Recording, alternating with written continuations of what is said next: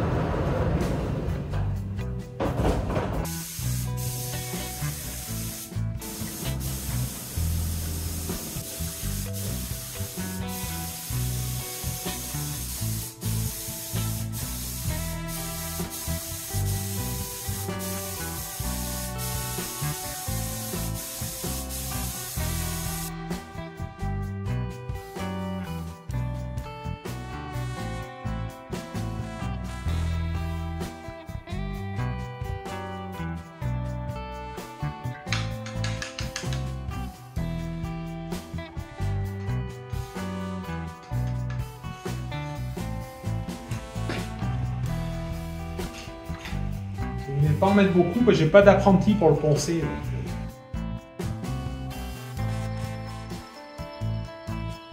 J'avais dit que j'en mettrais pas beaucoup, mais j'en ai largement mis assez encore une fois. Quand il y en a trop, il y en a assez.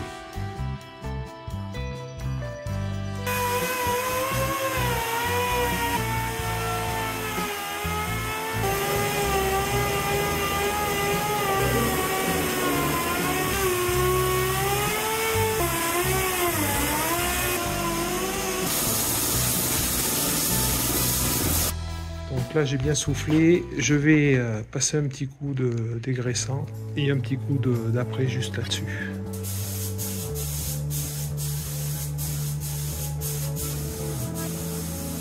Donc ça c'est du joint de carrosserie et je vais en passer sous les passages de roue.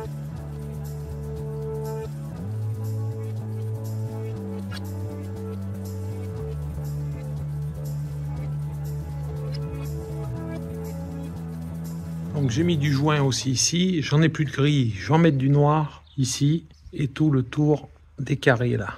Voilà. Donc ça sera contre la cabine, ça ne se verra pas. Après bien sûr ça sera peint couleur gris comme le camion. C'est juste pour éviter que l'eau s'infiltre par ici. Voilà au niveau des soudures. Après à l'intérieur ça sera complètement étanche le plateau. Et après dessous c'est pareil. Comme je vous ai montré sous les passages de roue, j'ai mis du mastic de carrossier. Après, il y aura de la peinture et de l'anti-gravillon, donc je pense que ça sera largement assez. Je vais également passer du joint à l'intérieur des tiroirs. Voilà, ici, ici, ici, ici, pour pas que s'il y a de l'eau qui s'infiltre, ça vienne passer entre les tôles et abîmer les tiroirs. Après, je ferai un trou d'évacuation ou plusieurs, mais ça sera à l'utilisation.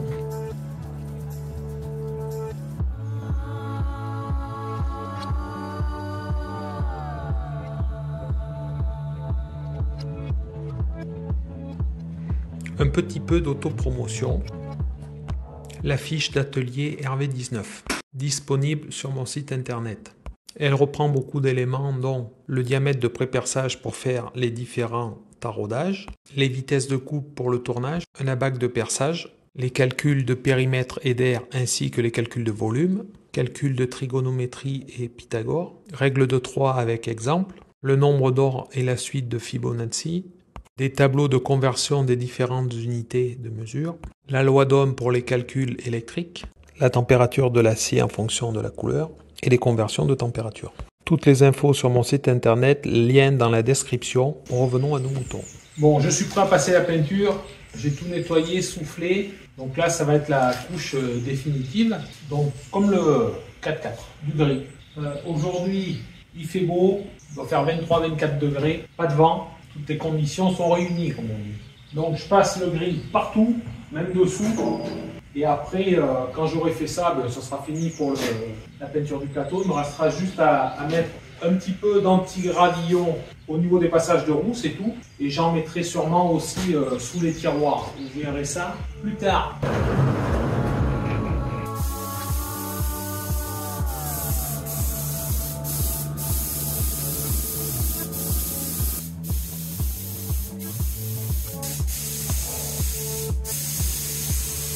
Voilà, donc 48 heures plus tard, la peinture elle est sèche.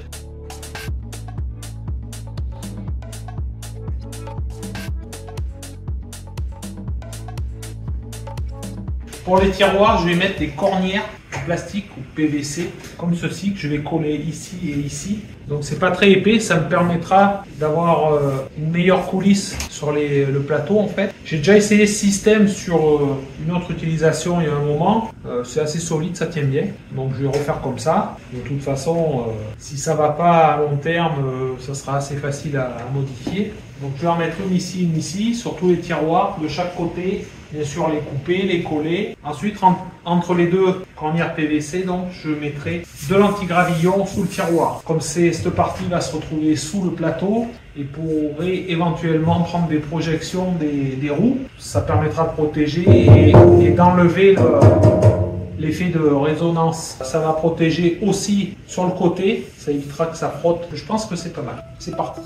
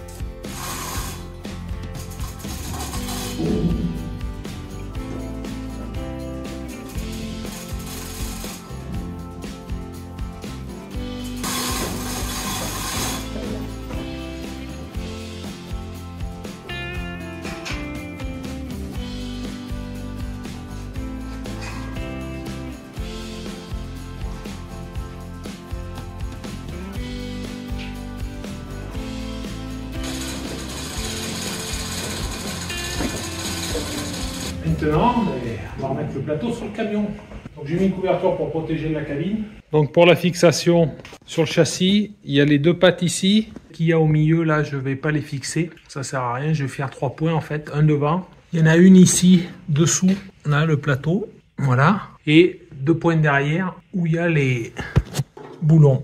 Voilà, qu'il faut que j'enlève d'ailleurs avant de descendre le plateau. Donc sur le châssis, ça correspond pour derrière à ça. Idem ici. Les autres et celles de devant, voilà, c'est des trous comme ça, oblongs. Donc ça permet de laisser un peu de liberté sur le plateau. Et ensuite, je vais intercaler cette bande qu'il va falloir que je coupe. Fait 6 mm de mémoire. Je vais faire un trou dedans, la couper à longueur. Ça fait la même largeur que le châssis. Une petite précision, j'ai eu pas mal de remarques comme quoi le plateau était trop rigide, que ça allait brider le châssis, qu'il n'allait pas pouvoir travailler. Je reprends la fixation, le même système de fixation que d'origine. J'ai un autre camion qui a un plateau acier et rigide aussi. Pour le coup, je m'en sers pour faire du 4x4 et souvent chargé. Franchement, ça travaille bien. Et c'est des châssis militaires donc, et ils sont très rigides. Donc c'est pas la peine de faire des installations. Si le châssis d'origine il travaille pas, ou il n'est pas prévu pour travailler plus que ça sert à rien de faire des fixations qui correspondent à des châssis de 4x4 ou qui travaillent beaucoup. Là c'est comme ça. Ils ont prévu cette valeur de jeu pour le travail du châssis du plateau. Pourquoi faire autrement? Concernant le poids, pareil. Faut savoir que ce véhicule à l'origine c'était un véhicule militaire. Et donc il y avait un plateau avec une bâche, des arceaux, des bancs, des coffres de batterie, un autre coffre aussi, un support de roue de secours, un support de jerrycan, enfin j'en passe. Donc le poids, ça va être à 50 kg près, je vais tomber comme d'origine. Je sais ce que j'ai acheté comme acier, donc même s'il paraît lourd parce qu'il est en acier, il n'est pas si lourd que ça non plus. Voilà pour les 2 points qu'il fallait que je précise, il y a eu pas mal de commentaires.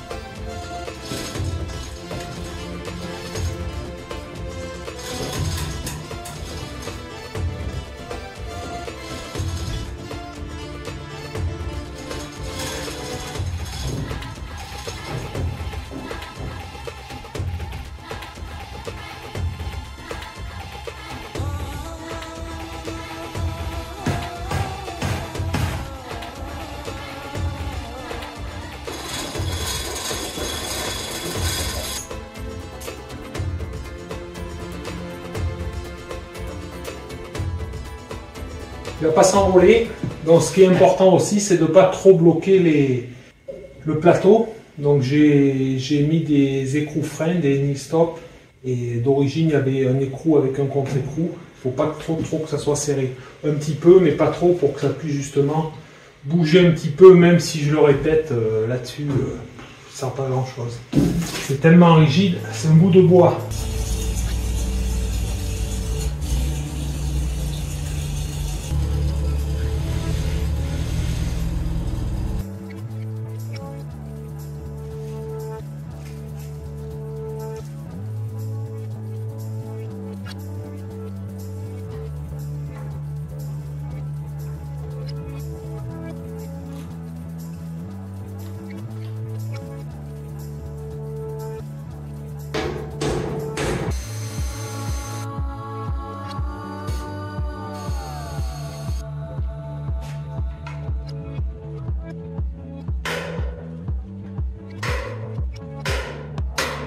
Bon, ça c'est des feux de recul, je les ai mis là pour pas qu'ils soient à ce niveau-là par exemple, parce qu'à partir d'ici, on est sous le passage de roue. Donc je voulais pas qu'il y ait de fil sous le passage de roue. Donc là, on y a accès par derrière, par dessous en fait. Donc ça c'est le bouchon de réservoir. Ici, on a accès au fil. Par cette rainure là, on a accès au feu pour démonter les feux. Et au faisceau électrique qui alimente tout ça avec la prise. Voilà, donc là dessous il y a des trous pour évacuer l'eau et là dessus je vais mettre une petite baguette que j'ai faite avec une cornière. C'est pas pour empêcher l'eau d'y aller parce que bon, ça va pas être étanche, c'est juste pour un habillage, qu'on ne voit pas les cales aussi du plateau et comme ça au moins la boue ou les pierres, tout ça n'iront pas se loger là-dedans.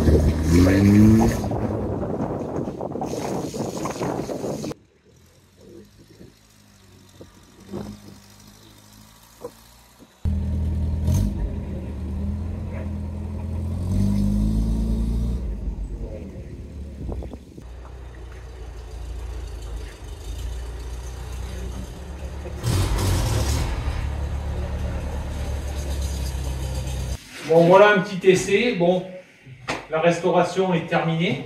Le plateau, c'est bon. Là, ça vibre pas. Alors, on entend un petit bruit dans la cabine. J'ai identifié d'où ça venait, des petites vibrations. Il y en a deux. C'est ici que j'ai pas vissé le cache batterie. Voilà le cache batterie qui est là. Il y a des vis à mettre, je ne les ai pas mis. Donc ça vibre un petit peu. Bon, il est sale et il faut que je nettoie. Même ça, j'avais pas fini de le verrouiller. Il y a de la poussière partout. Donc ça, c'est à nettoyer. Ensuite, ah oui, j'avais mis ça aussi. Ça, vous l'aviez pas vu. C'était les pour l'ouverture de porte. Voilà. Donc le problème, c'est que c'est bon, c'est pas mal. C'est le système d'origine. C'est que ça fait un peu de bruit par contre. Voilà. Voilà. Donc le premier bruit, c'était ça. Et le deuxième, c'est au niveau du pare-choc ici. Je ne sais pas pourquoi. Il vibre à ce niveau-là. Là. Mais sur l'autre camion, ça fait pareil. Il faudra que je regarde, je redémonte. Peut-être que je mette des rondelles ou je ne sais pas à ce niveau-là.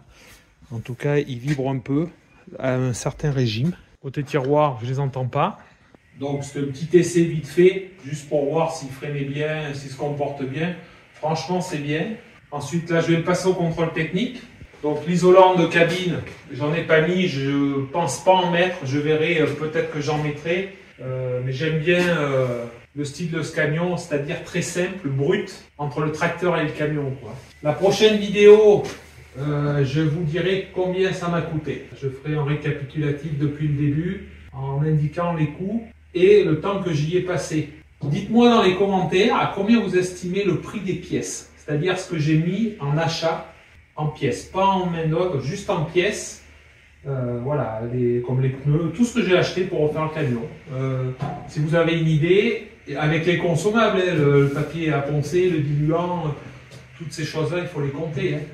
Donc, dites-moi à peu près à combien vous estimez ça, pour ceux qui ont envie, vous me le marquez dans les commentaires, et dans la prochaine vidéo, vous verrez le résultat. Si vous avez envie, allez faire un tour sur mon site, www.rv19.com. Si ça vous intéresse, ne vous en privez pas. Par contre, 15 jours de délai à peu près, c'est moi qui envoie. Bon, je vous dis à la prochaine. Merci.